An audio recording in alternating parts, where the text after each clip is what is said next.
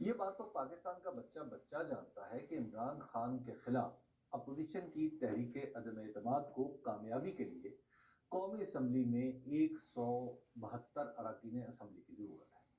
سوال یہ ہے کہ اپوزیشن اپنے 163 اراکین میں کم از کم 9 کا اضافہ کیسے کرے گی؟ اگر یہ 9 ارکان کہیں سے آ جاتے ہیں تو اپوزیشن حکومت میں بدل جائے گی اور حکومت کو اپوزیشن کی جگہ بیٹھنا ہوگا۔ حزب اختلاف کا دعویٰ ہے کہ تحریک انصاف کے معزز اراکین اسمبلی میں سے کئی عمران خان کا ساتھ چھوڑ چکے ہیں۔ یہ خبر کوئی صحافی دیتا تو شاید اس پر اعتماد کرنا مشکل ہوتا، لیکن شہباز شریف، آصف علی زرداری اور مولانا فضل الرحمان اگر معزز اراکین اسمبلی کی وفاداریاں بدلنے کی خبر براہ راست ٹی وی پر آ کر دے رہے ہیں تو یہ بے بنیاد بات نہیں۔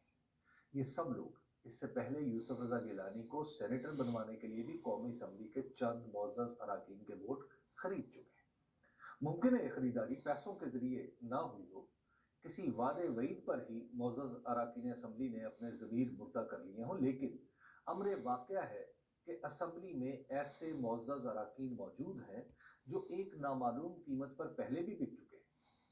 ایسے لوگوں کی موجودگی میں کوئی بھی زر والا، پیسے والا شخص اگر یہ دعویٰ کرتا ہے کہ اس کی جیب میں درجن بھر ایم این اے ہیں تو اسے جھٹلانے کی کوئی وجہ نظر نہیں آتی۔ اس لیے اگر آج اپوزیشن جماعتیں یہ دعویٰ کر رہی ہیں کہ انہوں نے تحریک انصاف میں نقد لگا لی ہے تو اس میں کسی کو شک نہیں ہونا چاہیے۔ اس یقین کا پیسے کے علاوہ ایک سبب یہ بھی ہے کہ اپوزیشن کو آئندہ الیکشن سے پہلے ہی کسی غیبی یا نیوٹرل ذرائع سے اپنی حکومت بننے کی خبر بھی مل چکی ہے۔ لہٰذا نقد ادائیگی کے علاوہ مستقبل کے بندوبست میں حصہ ملنے کا لالچ بھی معزز اراکین اسمبلی کے دلوں میں اپوزیشن کی محبت جگا سکتا ہے، جس کے بعد وہ اپنے ضمیر کی آواز پر لبیک کہتے ہوئے مولانا فضل الرحمان، نواز شریف یا آصف علی زرداری کے حلقہ بگوش ہو جائیں گے۔ یہ حقیقت بھی نہیں جھٹلائی جا سکتی کہ پیپلز پارٹی اور مسلم لیگ نون کو پاکستانی سیاست میں معزز اراکین اسمبلی کے ضمیروں کی سوداگری میں ید طولہ حاصل ہے۔ حق تو یہ ہے کہ انہی دونوں جماعتوں کی بدولت اسلامی جمہوریہ پاکستان میں معزز اراکین اسمبلی کی خرید و فروخت کے لیے ہارس ٹریڈنگ کی اصطلاح عام بول چال کا حصہ بنی۔ اس کے علاوہ معزز اراکین اسمبلی کو اپنے ساتھ رکھنے کے لیے سرکاری وسائل پر ان پر مسلسل نوازشات بھی انہی دونوں جماعتوں کا وتیرہ رہی۔ اسلامی جمہوریہ پاکستان کے بہت سے شہریوں نے 1988 سے 90 تک کا وہ وقت اچھی طرح دیکھ رکھا ہے جب پیپلز پارٹی نے وفاق اور سندھ میں اپنے معزز اراکین اسمبلی کو خوش کرنے کے لیے صوبائی انتظامیہ، محکمہ تعلیم، پی آئی اے، سٹیل ملز، ریلوے، ایف آئی اے، پی ٹی وی اور نہ جانے کس کس محکمے میں اندھا دھند نوکریاں بانٹیں۔ یہ نوکریاں بازار میں بکیں اور معزز اراکین اسمبلی کو نقد ملنے کے ساتھ ساتھ اپنے کارندوں کو سرکاری ملازم بھرتی کرانے کا موقع بھی مل گیا۔ یہی صورتحال پنجاب میں تھی جب نواز شریف یہاں وزیر اعلیٰ تھے۔ اس زمانے میں ان کی جماعت اسلامی جمہوری اتحاد کا حصہ تھی۔ اس اسلامی اور جمہوری کہلائے جانے والے اتحاد کے معزز اراکین قومی اور صوبائی اسمبلی کو بھی سب انسپکٹر پولیس اور تحصیلدار کی نوکریاں مخصوص تعداد میں دی گئیں، جبکہ اساتذہ کرام کی بھرتی پولیس کے سپاہی اور درجہ چہارم کی نوکریوں پر جس کا جتنا بس چلا اس نے لے لی۔ ان دونوں جماعتوں کی اس پالیسی نے پی آئی اے، سٹیل ملز اور ریلوے کی جو تباہی کی سو کی، دونوں صوبوں میں تعلیم کا تو بالکل بھٹا ہی بٹھا دیا۔ وقت کے ساتھ ساتھ ان کے بھرتی کردہ لوگ اعلیٰ عہدوں پر فائز ہوئے اور پھر پاکستان کا بھٹا انتظامی طور پر بھی بیٹھ گیا۔ معزز اراکین اسمبلی نے 1997 تک اتنا ادم مچایا کہ اس زمانے میں ایک غیر ملکی وکیل نے پاکستان کے بارے میں ایسی نازیبا بات کہی جو دہرائی بھی نہیں جا سکتی۔ معزز اراکین اسمبلی کی انہی حرکتوں کی وجہ سے ٹرانسپیرنسی انٹرنیشنل نے محترمہ بینظیر بھٹو کی دوسری دور حکومت کے دور میں پاکستان کو دنیا میں دوسرے بدعنوان ترین ملک کا درجہ دیا۔ یاد رہے اس حکومت میں آصف علی زرداری بذات خود بھی وزیر تھے۔ پھر مسلم لیگ نون کا دور آیا۔ دستور میں 14ویں ترمیم کر کے یہ شک شامل ہوئی کہ معزز اراکین اسمبلی جس جماعت کے ٹکٹ پر منتخب ہوں گے اسی کے پابند رہیں گے۔ دستور میں لگائی گئی اس پابندی کے باوجود ایسا لگتا ہے کہ ایک بار پھر हॉर्स ट्रेडिंग, लोटा साजी या पैसे लेकर ज़मीर की आवाज़ पर लब्बैक कहने का वक्त आ गया है। मुस्लिम लीग नून के कायदीन सीनों पर हाथ मार के फरमाते हैं कि इतने मुअज़्ज़ज़ अरकान असम्बली हमने तोड़ ली।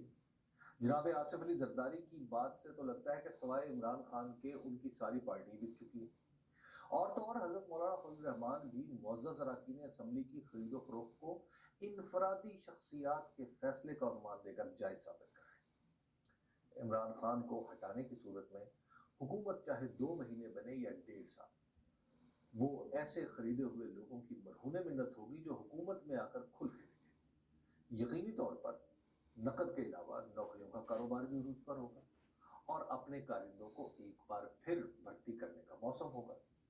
यही वो लालच है जो कई मुअज़्ज़ज़ अरकान असम्बली को बेताब किए हुए हैं और वो हर गलाजत कबूल करने के लिए तैयार है। वज़ीर आज़म के खिलाफ तहरीक अदम एतमाद की कामयाबी के लिए हॉर्स ट्रेडिंग से निस्बतन कम गलीज रास्ता हुकूमत के इत्तेहादियों को तोड़ना है।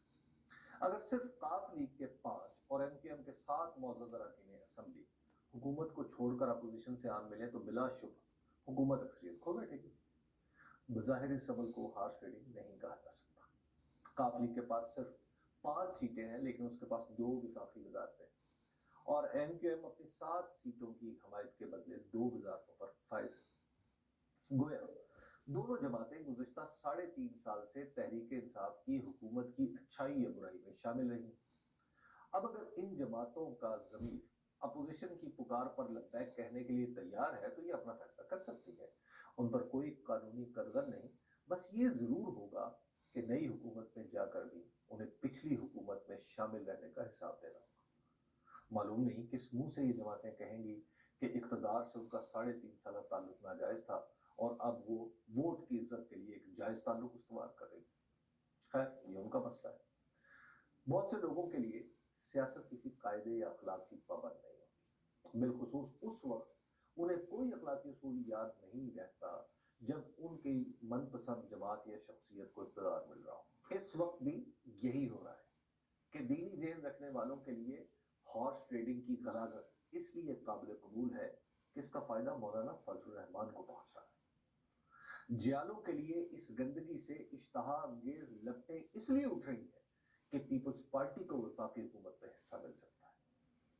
मुस्लिम लीग नून के चाहने वालों को ये आलाइशें इसलिए खाने के काबिल लग रही हैं कि इस तरह उनकी हुकूमत का रास्ता हुआ होता है। यानी सब ने अपनी अपनी वजह से एक बदतरीन सियासी गुनाह को सवाब करार दे लिया।